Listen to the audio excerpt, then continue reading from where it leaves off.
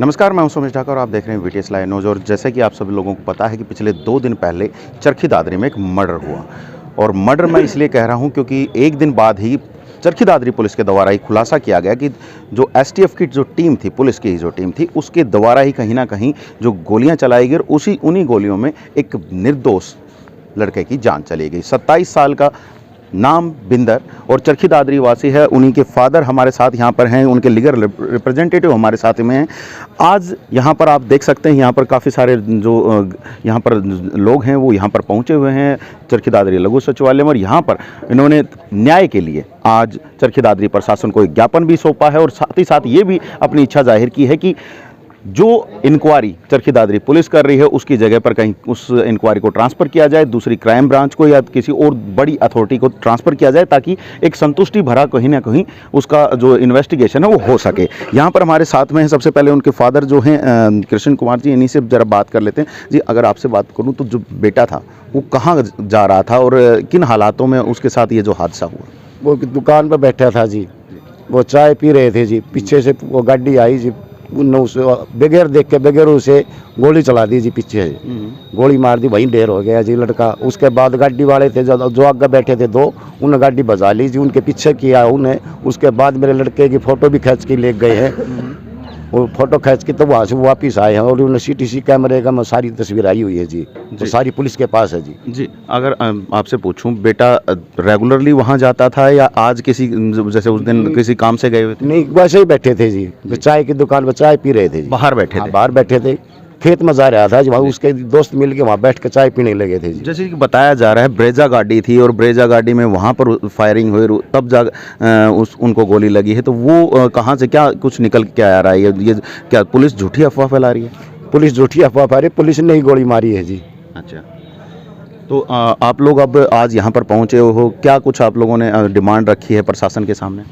ये इनकी जांच से हमें संतुष्टि नहीं है जी, ये पुलिस का बचाव करे जी, पुलिस का मामला, पुलिस उसके बचाव में लगी है जी, इसकी उच्च अलग से जांच होनी चाहिए जी। यहाँ की जांच, एक व्यक्ति को गिरफ्तार किया है, 4-5 लोगों को सस्पेंड कर दिया हुआ भी बताया जा रहा है, तो उससे आप संतुष्ट नहीं हैं? नहीं, बिल्कुल संतुष्ट नहीं जी, पुलिस बचाव करे जी उनका। ठीक है, वे सभी दोषी हैं, पाँचों का गिरफ्तार करके उसको दंड दिया जाए जी, मेरी यही विनती है जी। जी, आज आप लोगों ने जब ज्ञापन दिया है तो कुछ आप लोगों को आश्वासन दिया गया है कि कुछ आगे कार्रवाई और दूसरी जगह ट्रांसफर की जाएगी? हाँ, सीटीएम साहब ने आश्वासन दिया है जी, आपकी बढ़िया जाँच होगी, बढ़िया कार्रवाई करवाएंगे जी। जी, तो यहाँ पर देखिए लगातार जो परिवारजन हैं वो शोकग्रस्त भी हैं और साथ ही साथ यहाँ पर खुद शोकग्रस्त होने के बावजूद भी यहाँ लघु सचिवालय उनको आना पड़ रहा है। ये एक बड़ी विडंबना है हमारे इस संविधान के ऊपर, जाहिर सी बात है, क्योंकि इस तरह से जब एक शोकाकुल परिवार है उसको उठ करके लघु सचिवालय में आकर के प्रशासन के सामने हाथ जोड़ने पड़े कि हम इंसाफ दिया जाए, तो ये एक बड़ी बात है। हमारे साथ यहाँ पर लीगल रिप्रेजेंटेटिव भी हैं इनके।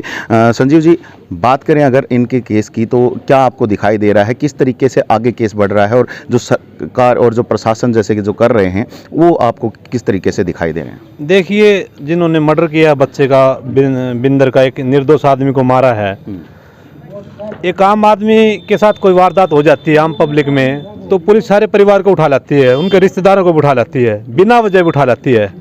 आज जब इस बात का पता है कि पूरी टीम आई हुई है और मर्डर करके चली गई है और 24 घंटे इन्होंने खुर्द-बुर्द करने की कोशिश भी की है, सबूत भी इधर उधर किए हैं, तो हमारी स्थानीय पुलिस का या हरियाणा पुलिस का इससे बड़ा घटियापन कुछ नहीं हो सकता जी। क्या जो अब एक लड़का डिमांड क्या कर रहे हैं? जो एक लड़का है, उसका छोटा बच्चा है, जबकि वो कहीं न कहीं एक ऐसी बात भी नहीं कहीं वो गुनहगार हो या कोई सस्पेक्टेड आदमी हो, कोई छोटा मोटा मुकदमा उसके खिलाफ हो, एक प्लांट वे से आए हैं, पीछा कर रहे हैं, अब कह रहे हैं कि गलतफहमी में गोली चल गई, के नाम है वैसे वाई फायर हो गया। यार, ये गलतफहमी में गोली आपके ऊपर क्यों नहीं चली, खुद के ऊपर क्यों नहीं चली, वो वाई फायर इनको क्यों नहीं लगा? ये सब जो बहाने बना रहे हैं चरखी दादरी पुलिस, हम इस चरखी दादरी पुलिस के जो क्या नाम है ना, जो इनका रवैया है, जो इनकी जांच है, उससे असंतुष्ट हैं। उसके खिलाफ हरियाणा सरकार से आज निवेदन करने के लिए आए थे। सीटीएम साहब के माध्यम से हरियाणा सरकार को ज्ञापन भेजा है कि किसी हायर अथॉरिटी से या किसी उच्च स्तरीय जो भी क्राइम ब्रांच वगैरह है वहाँ से हमारे केस की जांच कराई जाए। वैसे भी 1992 मानवाधिकार आयोग का एक फैसला आया था कि जहाँ पुलिस की गोलियाँ चलती है ना, वहाँ क्राइम ब्रांच से ही इन्वेस्टिगेशन होनी चाहिए। स्थानीय पुलिस है ना, इन लोगों को बचा रही है, तो इससे बड़ी बेशर्मी क्या होगी कि जब एक शोकाकुल परिवार, उसका बेटा उजड़ गया और वो यहीं पुलिस के दरबार पे खड़ा है भीख मांगने के लिए न्याय की। ये हमारा अधिकार है, ठीक है, हम लड़ाई लड़ेंगे, 2-3-4 दिन इंतजार कर रहे हैं। अगर हमारे को जस्टिस मिलता है, सारे लोग गिरफ्तार होते हैं तो ठीक है, नहीं तो चरखी दादरी की जनता रोड पे भी आएगी। अगर मैं आपसे जानना चाहूं कि चरखी दादरी में लगातार इस तरह के जो केस सामने आ रहे हैं, पहले कभी बदमाश गोलियां चला रहे थे तो अब खुद पुलिस गोलियां चला रही है, क्या कहेंगे? क्या आज के दिन आम जनता को बुलेट प्रूफ जैकेट पहन करके घूमना पड़ेगा? देखिए, आम जनता थोड़ी सी निरंकुश सी हो गई है, हर आदमी दूसरे के मामले को देख के मुंह फेर रहा है कहीं न कहीं। वैसे सारे सिस्टम के लिए प्रशासन कमजोर है, सरकार कमजोर है, ठीक है ना। ये काम है ना, लॉ एंड ऑर्डर का काम सरकार का है, प्रशासन का है, आम जनता का नहीं है। हमारा काम तो कमा के खाना है। ये किस लिए बना रखी है बिल्डिंगें? ये पुलिस प्रशासन किस लिए? हमारी सेफ्टी के लिए है। और जब ये हमारे को बदमाशों नहीं रोक रहे, तो खुद भी अपराधी हैं ये, और इसी चक्कर में इन्होंने ये सब वारदातें करते हैं। हमने पहले भी पुलिस के वाले कई बार अंदर कराए हैं, तो देर सवेर चलो जो भी है, इस मामले में भी हम हार मानने वाले नहीं हैं। बच्चा तो गया हमारे घर से, लेकिन कोशिश ये करेंगे कि एक भी आदमी ना बच पाए। ये स्थानीय पुलिस से कितना भी जोर लगाए। जी, किन किन को आपने इस बारे में लेटर लिखे हैं, किन किन से आपने अपील की है कि इस बारे में न्याय मिलना चाहिए? देखिए, कल हमें हमारे साथी वीरेंद्र डूडी एडवोकेट है, इनके नेतृत्व में भी हम एसपी साहब से मिले थे। तो एसपी साहब ने स्पष्ट बता दिया कि एक ही आदमी दोषी था उसमें, और एक को हमने गिरफ्तार कर दिया। उसको भी दोषी नहीं माना, उसको भी ये बता रहे हैं कि भाई लापरवाही से गोली चल गई। आज हमने जब ये पता चल गया कि चरखी दादरी पुलिस है ना बाकी आरोपियों को गिरफ्तार नहीं कर इस मामले को दबा रही है, तो फिर हमने आज लोकायुक्त को, हरियाणा सरकार को, मानवाधिकार आयोग को, डीजीपी हरियाणा को लेटर लिखे हैं कि इस मामले की जांच हायर अथॉरिटी से, किसी से उच्च स्तरीय है ना जांच एजेंसी, इसकी जांच कराई जाए, ठीक है, और सभी आरोपियों को गिरफ्तार किया जाए। जी, तो यहाँ पर आप बिल्कुल साफ साफ देख सकते हैं कि जो शोकाकुल परिवार है वो यहाँ पर है। खुद उनके लीगल रिप्रेजेंटेटिव कह रहे हैं कि कहीं ना कहीं जो इंक्वायरी हो रही है उसमें कहीं ना कहीं ढील छोड़ी जा रही है, तो उसी को लेकर के कहीं ना कहीं जो उच्च जो एजेंसियां हैं उनसे कहीं ना कहीं बात की जाए और उनसे इसकी इंक्वायरी की जाए। अगर यहाँ पर आपसे भी एक बार दोबारा जानना चाहूँगा, गोलियाँ चलाई गई हैं, हवाई फायर किया गया है, क्या पुलिस डायरेक्ट हवाई फायर कर सकती है? क्या कुछ ऐसा करनी है? देखिए, न तो कोई हवाई फायर है, सीधी गोली मारी गई है, ठीक है ना। हम है ना क्राइम के एडवोकेट हैं, रोज यही सब चीजें डील करते हैं, ठीक है ना। एफएसएल की रिपोर्ट भी आ गई होगी, कोई हवाई फायर नहीं था।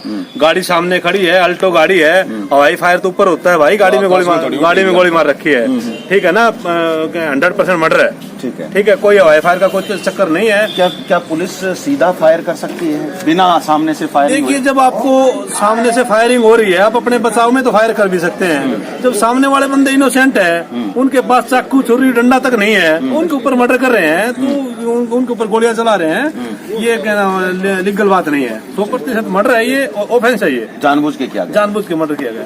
क्या लग रहा है क्यों किया गया इस तरह से? क्या पुरानी दुश्मनी, क्या कुछ सामने आ रहा है? जब मेरे ऊपर कोई आरोप नहीं है, मैं अपराधी नहीं हूँ, मेरे खिलाफ कोई केस नहीं है, एसटीएफ आके गुड़गांव से, दिल्ली से आके यहाँ अपना काम कर रही है, ये तो एजेंसी बताएगी, जांच एजेंसी बताए हमारे को, सारी दादरी जनता को बताएगी मर्डर क्यों किया गया है।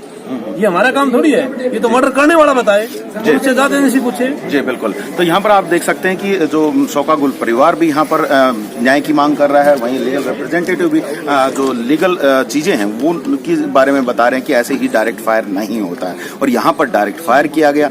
ये एक बड़ी चीज है कि बिना सामने से कोई भी फायरिंग हुए, बिना कुछ हुए, सीधा फायर कर दिया जाता है, और वो सीधा गाड़ी के ऊपर कर दिया जाता है। ये भी बड़ी बात है। पहले हवाई फायर करने का कहीं ना कहीं एक नियम है कि पहले लोगों को चेताया जाए कि आप पर फायरिंग हो सकती है, हवाई फायर भी किया जाए तो भी कहीं ना कुछ होता, लेकिन ये डायरेक्ट फायरिंग है, तो ये एक बड़ी चीज़ है।